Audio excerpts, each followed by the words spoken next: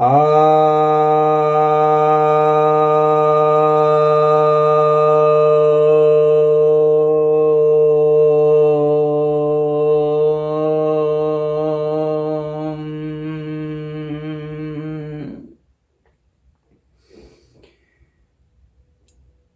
जिज्ञासा आई है कि गोत्र क्या होते हैं और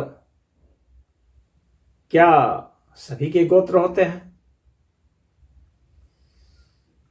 या सिर्फ ब्राह्मणों के होते हैं? क्या विश्व के सभी लोगों के गोत्र होते हैं? जो धर्मांतरित करते हैं वो व्यक्ति, वे भला किस गोत्र में माने जाएंगे? क्या आदिवासियों के भी गोत्र होते हैं? तो इसके विषय में मैं आपको बता दूं, गोत्र जो है यह गो और त्र से बना हुआ है। ये दो पद इसमें जुड़े हैं। गो का अर्थ होता है दिव्य किरण, यानी परमात्म दर्शन। जो आत्मबोध को, परमात्म बोध को प्राप्त हो जाते हैं, उन्हें कहा जाता है कि ये गो को उपलब्ध हो गए, गोपाल हो गए।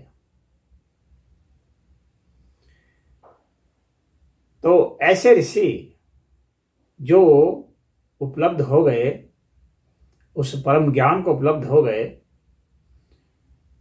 वैसे ऋषि के जो वंशज थे, और यहाँ वंशज का जो यहाँ पर मतलब निकाला जाता है, तो आप यह समझ लीजिए कि वंशज का मतलब यह नहीं कि उसके संतान सिर्फ जो उसके शरीर से निकले हैं, वही नहीं तो एक व्यक्ति इतने इतने संतान थोड़ी ना पैदा कर देगा। तो कुछ लोग ये सोचते हैं कि उसके वंश का मतलब हो गया कि उसके ही वीर्य से, भौतिक वीर्य से जो उत्पन्न हुए हैं, वे ही वंशज हैं उसके। ऐसा नहीं। जो उनके शरीर से निकले हैं वे तो है ही, उसके अलावा वे जो उनके मानसिक संतानें हैं, वे भी उनके वंशज माने जाते हैं। यानी जो उनके अनुयायी हैं, जो उनके विचारों पर चले, जो उनसे दीक्षित हुए, जिन्होंने उन्हें अपना गुरु माना, वे सब उनके ही वंशज माने गए और वे उनके गोत्र के माने गए, यानी उनके वंश परंपरा के माने गए। उन्होंने जो ज्ञान दिया, जो उन्हें ज्ञान उपलब्ध हुआ था, उनको अपने पुत्रों में, पुत्रों का अर्थ यहाँ पर सिर्फ वो नहीं जो उनसे ही उत्पन्न हुए, बल्कि वे जो उनके अनुयायी हैं, उन सबको उन्होंने बताया। उनके जो शिष्य थे, अनुयायी थे, उनको बताया। फिर उनके बाद जो लोग उनसे उत्पन्न हुए और उनके जो शिष्य बने, उनसे इस तरह से ये संख्या बढ़ी और वे गोत्र कहलाए। तो हम सभी ऋषियों की संतान माने जाते हैं। तो हम सभी किसी न किसी गोत्र के हैं भारत में।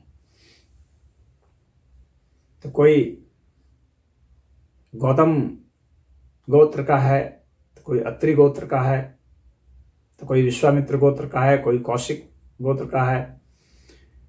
तो इस तरह से कोई वशिष्ठ गोत्र है, कोई वत्स गोत्र है, कोई भारद्वाज गोत्र है, बहुत सारे गोत्र हैं। और हम सभी उन्हीं में से किसी एक की संतान है, यानी उन्हीं के एक वंशज हैं, उन्हीं के एक अनुयायी हैं, उन्हीं के द्वारा दीक्षित हुए हैं और उन्हीं की परंपरा को जारी रखते हैं। इसलिए हम एक गोत्र कहलाए। तो यह गोत्र जो है, भारत में विद्यमान जितने सभी जातियां हैं, उन सभी में ये गोत्र प्रणाली रही है। अब ये जो सभी गोत्र प्रणाली रही है, तो कुछ लोग कहते हैं कि ये जो गोत्र है, तो एक गोत्र से दूसरे गोत्र में विवाह नहीं करना चाहिए, क्योंकि उससे जो है, मतलब एक ही गोत्र में विवाह नहीं करना चाहिए। उससे क्या है कि ये इंट्राब्रीडिंग का प्रॉब्लम हो जाता है। यानी एक ही के साथ विवाह करने से क्या होता है कि उसमें बहुत सारे ऐसे जैविक विकृतियां आ सकती हैं जो कि हमारे रोग उत्पन्न कर। यह तो एक बायोलॉजिकल पॉइंट ऑफ व्यू हुआ, यह एक बायोलॉजी का सिस्टम से हुआ। ये जैविकी प्रणाली से जो है उसके क्या लाभ होते हैं, एक गोत्र से दूसरे गोत्र में विवाह करना को ही मान्यता मिली है। यानी आप अपने गोत्र में सगोत्रीय शादी नहीं होगी, विगोत्रीय शादी होगी, आप दूसरे गोत्र में शादी करेंगे। तो यह जो है सिर्फ इसका जैविक आधार नहीं है, बल्कि जैविक आधार से ज्यादा महत्वपूर्ण यह माना गया। यहाँ पर जैविकी को ज्यादा महत्व नहीं दिया गया है, यहाँ पर आध्यात्मिकता को ज्यादा महत्व दिया गया है भारत में। इस बात को समझना चाहिए। और अधिकतर जो गोत्र की बात करते हैं उनको इस बात का ही भान नहीं है, ज्ञान नहीं है उन्हें। गोत्र के विषय में लंबी लंबी तो बोलते हैं, परंतु उन्हें यह पता नहीं है कि वास्तव में ये गोत्र को क्यों वो किया गया। जब हम एक ऋषि की संतानें हैं, तो जब हम दूसरे जो ऋषि हैं उनकी संतानों से विवाह करते हैं, संबंध बनाते हैं, तो क्या होता है कि उनके द्वारा जो विचारधारा चली आ रही है और हमारे द्वारा जो विचारधारा चली आ रही है, हमने जो साधनाओं से अनुभव किया, उन्होंने जो किया है, अब इनका जो है मिलन होगा तो कुछ अपने में कमी बेसी होगी, कुछ उनमें कमी बेसी होगी, तो एक परिपूर्णता आएगी। तो अधिक से अधिक समाज में सारे ज्ञान हो जाएं और लोगों में एकजुटता भी रहे, एक बड़ी एकजुटता हो, इसके लिए भी सगोत्री जो विवाह थे उसको रोका गया और विगोत्री विवाह को बढ़ावा दिया गया। यानी हम अलग गोत्र से हैं विवाह करेंगे तो उनके गोत्र के जो ऋषि हैं, उनकी जो विचारधारा रही है, उनकी जो साधना पद्धति रही है, और उन्होंने जिस वेद की शाखा को धारण किया है और हमने जिसको शाखा को धारण किया है, हम जिन उपनिषदों को धारण किए हुए हैं, तो हम दोनों का एक मिलन होगा, तो आदान प्रदान होगा और इससे हम परिपूर्ण होंगे, पुष्ट होंगे। तो वह एक बहुत बड़ा इसमें महत्व था। इसीलिए ये अपने गोत्र में विवाह को मना किया गया। अब यहाँ पर जो यह प्रश्न उठाते हैं कि जो जिज्ञासा उठाते हैं कि क्या भारत में जो आदिवासी हैं क्या उनका भी गोत्र है? तो निश्चित ही गोत्र है, लेकिन उनकी अपनी एक अलग परंपरा है, उस हिसाब से वे अपना गोत्र बनाते हैं। उनका भी एक कुल सिस्टम होता है, अपना अलग ढंग का कुल सिस्टम है। जैसे वे शिव की पूजा करते हैं तो शिव का ही, भैरव की पूजा करते हैं तो भैरव का ही, तो वो उनका गोत्र उस हिसाब से ही चलता आ रहा है। उनका ऋषि के हिसाब से नहीं, उनका वो जो है देवता के हिसाब से गोत्र चलता आ रहा है। तो वे इस हिसाब से गोत्र वो बनाए हुए हैं। और जो अन्य जो सनातन धर्मी थे तो उन्होंने ऋषियों के हिसाब से ये गोत्र की वो की, जबकि आदिवासियों में वो ईश्वर के हिसाब से गोत्र मानते आ रहे हैं। वे जिसकी आराधना करते थे, जिस पद्धति से करते थे, बात एक ही है, कोई बहुत अंतर नहीं है। तो वे उसके हिसाब से मानते आ रहे थे, देवता के हिसाब से अपना कुल मानते थे। तो उनकी कुल देवियां, कुल देवता जो होते थे उसके हिसाब से अपना वे गोत्र चलाते आ रहे हैं। तो उनमें यह गोत्र सिस्टम है, इसको भी बहुत कम लोग जानते हैं। अब यहां बात उठती है कि क्या दुनिया भर के लोग किसी न किसी गोत्र के हैं?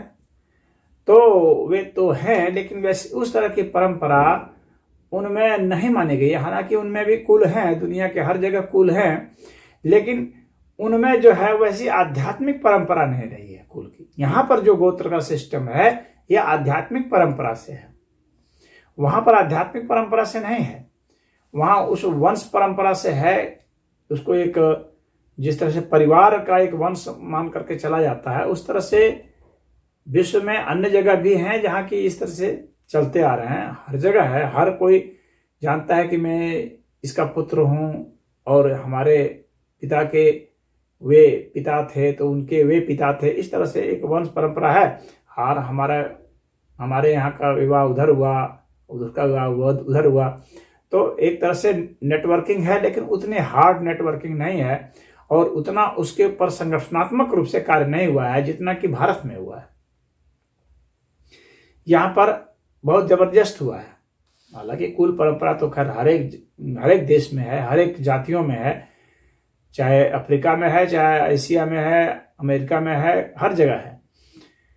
परंतु उस तरह से संगठनात्मक ढांचा और उस तरह से उसके ऊपर विशेष दार्शनिक बोध हो जाना और उसको एक इस तरह की परंपरा बना देना जो कि आगे तक कायम रहे और उसके आधार पर विवाह करना, इतना ज्यादा उसको इंस्टीट्यूशनलाइज नहीं किया गया है अन्य जगह जितना भारत में किया गया है। यहाँ बहुत ज्यादा शोध हुए हैं, इसलिए है सब जगह, लेकिन ऐसा नहीं है, मतलब इतना एडवांस नहीं है।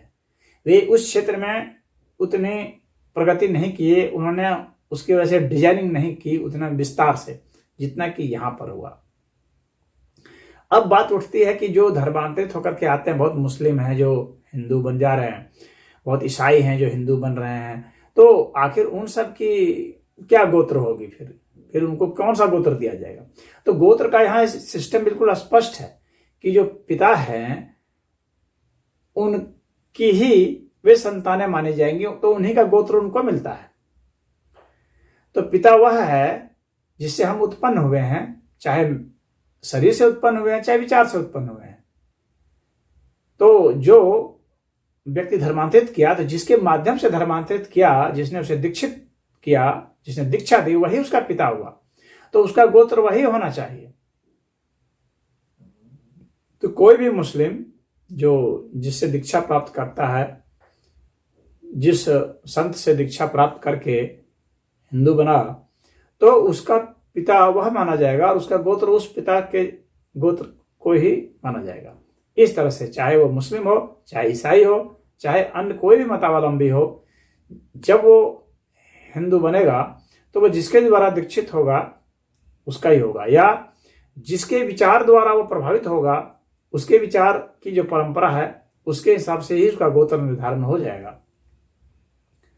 चाहे गौतम ऋषि का अनुयायी होगा, चाहे भारद्वाज ऋषि का अनुयायी होगा, चाहे विश्वामित्र ऋषि का होगा, चाहे वशिष्ठ ऋषि का होगा, जिस भी ऋषि का होगा, तो उस ऋषि के हिसाब से ही उसकी गोत्र प्रणाली हो जाती है। तो यहाँ पर जो दीक्षा देते हैं, जो उसका संस्कार कराएंगे धर्मांतरण का, उनके हिसाब से ही इसको माना जाना चाहिए, ऐसा ही मैं समझता हूँ। तो मैं समझता हूँ कि आप इस उत्तर से संतुष्ट होंगे। ओम।